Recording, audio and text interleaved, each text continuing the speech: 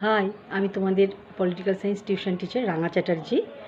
Fourth সেমিস্টারকে বলবো তোমাদের একটা টপিক অনেক দিন থেকে আটকে গেছে, সেটা হচ্ছে সমাজতত্ত্ব, রাজনীতির সমাজতত্ত্ব এবং রাজনৈতিক সমাজতত্ত্ব। এই তিনটেকে আমি বুঝিয়ে দিচ্ছি এবং আজকে নোটসটা তোমরা গ্রুপেতে পেয়েও যাবে। সেটা হচ্ছে যে খুব সংক্ষেপে শুনবে, মানে খুব সংক্ষেপে আলোচনা করছি। সমাজতত্ত্ব মানে সোসিওলজি, আমরা সোসিওলজি মানে সোসাইটি সম্পর্কে যে লগস মানে হচ্ছে জ্ঞান, হ্যাঁ, তাকে আমরা বলছি সোসিওলজি মানে সমাজতত্ত্ব। এখানে সমাজতত্ত্ব মানে হচ্ছে যে জাতি, ধর্ম, বর্ণ, ভাষা, আমি, তুমি, মাসি, মেসো, রাম জেঠু, শ্যাম জেঠু সবাই রয়েছে। মেলা, বিয়েবাড়ি, অনুষ্ঠান, পুজো, উৎসব সব রয়েছে। এবার রাজনীতির সমাজতত্ত্ব কী? রাজনীতির সমাজতত্ত্ব হচ্ছে, এটাও সমাজতত্ত্ব, কিন্তু সমাজতত্ত্বের মধ্যে যখন একটু রাজনীতির গন্ধ পাওয়া যায় তখন তাকে আমরা রাজনীতির সমাজতত্ত্ব বলি।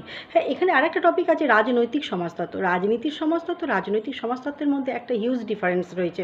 হ্যাঁ, রাজনীতির সমাজতত্ত্বে আমরা কি দেখতে পাই, এই যে তোমার সমাজের মধ্যে যে লিঙ্গ বৈষম্য, জাতি বৈষম্য, হ্যাঁ, ভাষা বৈষম্য, বর্ণ বৈষম্য, নারী পুরুষ ভেদাভেদ যেগুলো থাকে না, সেগুলো যখন একটুখানি মানে এইগুলোকে কেন্দ্র করে যখন একটু রাজনীতির গন্ধ পাওয়া যায় তখন তাকে আমরা বলি রাজনীতির সমাজতত্ত্ব। কিন্তু বিষয়টা পুরোপুরি সমাজতত্ত্বেরই অন্তর্গত, হ্যাঁ, কিন্তু একটু রাজনীতির গন্ধ পাওয়া যায়। আর রাজনৈতিক সমাজতত্ত্ব মানে হচ্ছে সেখানে 50% রাজনীতি, 50% সমাজতত্ত্ব। অর্থাৎ এখানে রাজনীতি যেভাবে সমাজতত্ত্বকে প্রভাবিত করে, সমাজতত্ত্ব ঠিক সেইভাবেই রাজনীতিকে প্রভাবিত করে। হ্যাঁ, এই হচ্ছে সমাজতত্ত্ব, রাজনীতির সমাজতত্ত্ব, রাজনৈতিক সমাজতত্ত্বের মধ্যে পার্থক্য। এবার আমি একটা ছোট্ট উদাহরণ দিই, নইলে তোমরা এটা বুঝবে না। সমাজতত্ত্বে হচ্ছে এই যে বললাম, তুমি, আমি, মাসি, মেসো, মেলাতলা, বিয়েবাড়ি, লিঙ্গ বৈষম্য, জাতি বৈষম্য, বর্ণ, ভাষা ইত্যাদি নানান কিছু রয়েছে সমাজের মধ্যে। ঠিক আছে, এখানে আমাদের রাম জেঠু আছে, শ্যাম জেঠু আছে। রাজনীতির সমাজতত্ত্ব তখন আমরা কি বলতে পারি, এক্ষেত্রে আমরা বলতে পারি যে রাম জেঠু শ্যাম জেঠুর থেকে মোর ইনফ্লুয়েন্সিয়াল। ঠিক আছে, একটু কিন্তু গন্ধ পাওয়া যাচ্ছে পাওয়ার অ্যান্ড অথরিটির দিক থেকে, কিন্তু না, রাম জেঠুকে তোমার শ্যাম জেঠুর থেকে একটা বেটার পজিশনে রাখা হচ্ছে। সুতরাং একটু কিন্তু রাজনীতির গন্ধ পাওয়া যাচ্ছে। এবং রাজনৈতিক যখন সমাজতত্ত্ব বলছি তখন আমি একটু উদাহরণ দিই।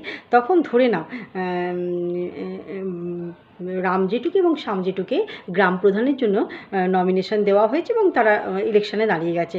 ঠিক আছে, ইলেকশন পুরোপুরি হচ্ছে পলিটিক্সের ব্যাপার। ইলেকশনে দাঁড়িয়ে গেছে এবং গ্রামবাসী বহুজনে রাম জেঠুকে ভোট দিচ্ছে, বহুজনে শ্যাম জেঠুকে ভোট দিয়েছে। ঠিক আছে, তাহলে আমাদের এই সমাজের অন্তর্গত রাম জেঠু এবং শ্যাম জেঠু, হ্যাঁ, তারা কিন্তু এবার রাজনীতিতে দাঁড়িয়ে গেছে। সুতরাং আমরা দেখতে পাচ্ছি যে সমাজতত্ত্বে পলিটিক্সের কোনো গন্ধ পাওয়া যাবে না, রাজনীতির সমাজতত্ত্বে পলিটিক্সের একটু গন্ধ পাওয়া যাবে। আর রাজনৈতিক সমাজতত্ত্বে 50% রাজনীতি, 50% কিন্তু সমাজতত্ত্ব।